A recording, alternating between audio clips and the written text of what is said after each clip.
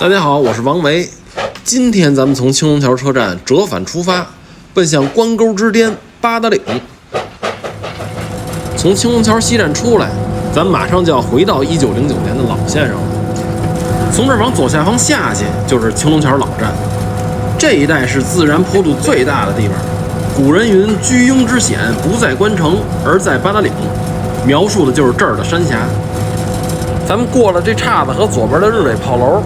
马上就要进入全长1090.5公尺的八达岭隧道了。哎，进洞了啊！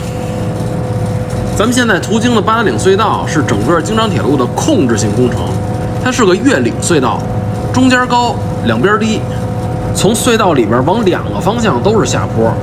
所以咱们跟任何一个隧道口都看不着对面的亮光。这个坡顶啊，在隧道中间的位置，它的海拔呢是631.3公尺，是关沟段铁路海拔的最高点，比20公里以南的南口车站高出525公尺。您想想，可见这落差得有多大。这八达岭隧道的开工时间呢是1907年的春天。这隧道啊太长，而且山石坚硬，所以当时工程师们在隧道上方设置了2口竖井，这样的话就可以有6个作业面同时开凿，以增快施工速度。您看，这就是当年的竖井，也叫天井，上边就是八达岭长城景区，一过火车的时候就会有烟从这儿排出去。另一口竖井呢，位于现在八达岭隧道北口的位置，不过当时从那儿往张家口方向300公尺为山体挖方工程，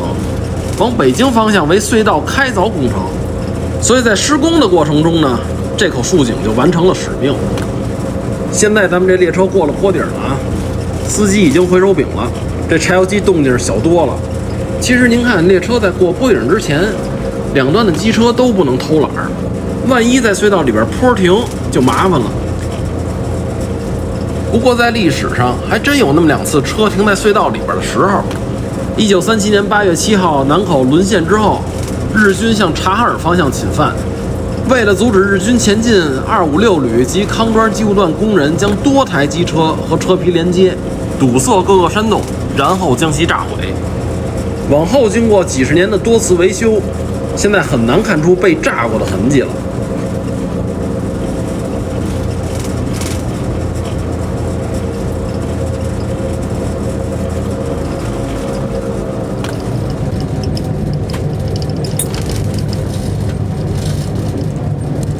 过了八达岭隧道就是岔道城了，